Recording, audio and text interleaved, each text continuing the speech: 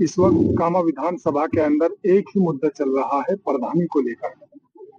तो इस वक्त आप किसका समर्थन कर रहे हो, किसको सपोर्ट कर रहे हो प्रधानी में?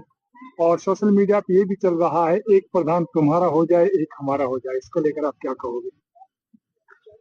मैं पहले से भी कहता रहा, जब मैंने चुनाव लड़ा मैंने जब भी कहा कि कामा में मौका परस्त लोग हैं, जो अब से पहले भी कामा की सियासत में जिनको मौका दिया लोगों ने, उसके बाद परिस्थितियां बदली तो बाई चांस एक ऐसी महिला चुनाव जीत के आ गई जिसको कामा के में कितने गांव हैं, कौन सा रास्ता कहाँ जाता है कहाँ नहीं जाता ये तक मालूम नहीं था। सिर्फ ये था कि पार्टी ने सिंबल दे दिया और 10 दिन के अंदर विधायक बन गई। अब बात यह है महत्वपूर्ण कि वो जो 60 गांठ जिसकी आप बात कर रहे हो, जो लोग खानदानी अपने आप को ये कहते थे हम कांग्रेसी हैं, आज कहाँ गई वो कांग्रेस? जो आदमी उनके खिलाफ चुनाव लड़ा आज उसकी की गोदी में जाके बैठ गए आप। आज आप उसके साथ, मतलब कोई स्तर नहीं बचा, सिर्फ लूट है। और लूट में हर आदमी ये है कि मैं अपने आप को, क्योंकि पहला जो चोर था वो अपनी चोरी छिपाने के लिए दूसरे नए चोर से मिल गया। तो बात क्या है, कामा को लेकर, कामा के बच्चों के भविष्य को लेकर कोई रोड मैप इन लोगों के पास नहीं है। सिर्फ ये है कि पहले मैंने लूट लिया, तुम मेरी मत कहना, अब तुम लूट लो मैं तुम्हारी नहीं कहूंगा। कोई विचारधारा, कोई दिशा क्षेत्र के लिए लोगों के पास नहीं। प्रधानी का चुनाव देख लो आप, कांग्रेस पार्टी के नाम को जिन लोगों ने इस्तेमाल किया हमेशा, वो आज बीजेपी की गोदी में जाकर बैठे हैं। बीजेपी को खुला समर्थन, एक गाड़ी में बैठ के घूम रहे हैं बीजेपी के कैंडिडेट के साथ।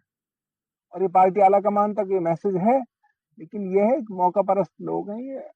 हमारी कोशिश तो ये रहेगी कि हमारी हमेशा कोशिश रहेगी कि कांग्रेस की विचारधारा और कांग्रेस पार्टी का कैंडिडेट जो है वो प्रधान बने, उसके लिए हम हर संभव प्रयास करें। सर जो कामा है, कामा के अंदर जो नगर पालिका द्वारा जो सफाई की जाती है, अब कामा के अंदर काफी ऐसी वीडियो सामने आई जहाँ कूड़े पे ढेर लगे हुए, इसको लेकर आप क्या कहेंगे?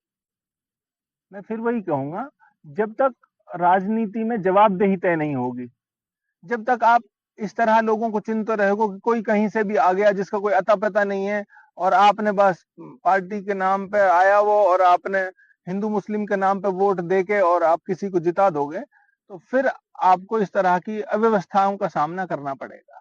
जब आप अकाउंटेबिलिटी तय करोगे, जब आप जवाबदेही तय करोगे, जब आप नेता से आंख में आंख डाल के सवाल पूछोगे कि हमने आपको जिन मुद्दों पे चुनाव जिताया, जो जिन वादों उसके साथ हमने आपको जिताया, वो कहां तक पूरे हुए, जब उसको पता चलेगा कि भाई मैं कल को फिर वापस वोट मांगने जाऊंगा तो ये लोग मुझसे सवाल पूछेंगे।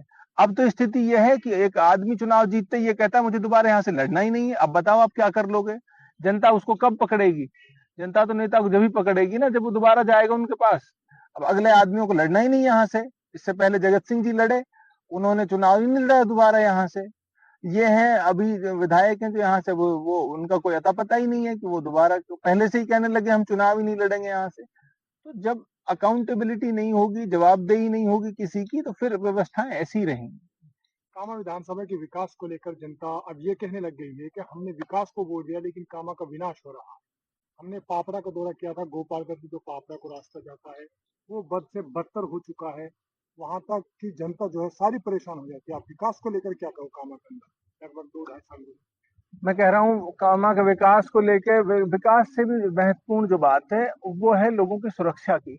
लोगों को एक ऐसा माहौल मिले जिसमें वो अपने रोजी रोटी, अपना काम कर सकें। शाम को आदमी मेहनत मजदूरी करने जाए तो शाम को सुबह वो घर लौट के आ जाए। ये जो गुंडागिर्दी है, जिस तरह पुलिस प्रशासन ने गुंडागिर्दी उठा रखी है, अरे रोड अच्छी हो, पानी की व्यवस्थाएं अच्छी हो, ये सब चीजें हों, लेकिन उससे पहले तो आदमी को सुरक्षा चाहिए कि भाई कोई उस पर झूठा मुकदमा नहीं लगाए, कोई उस आदमी को झूठे मुकदमे में ना फंसाए।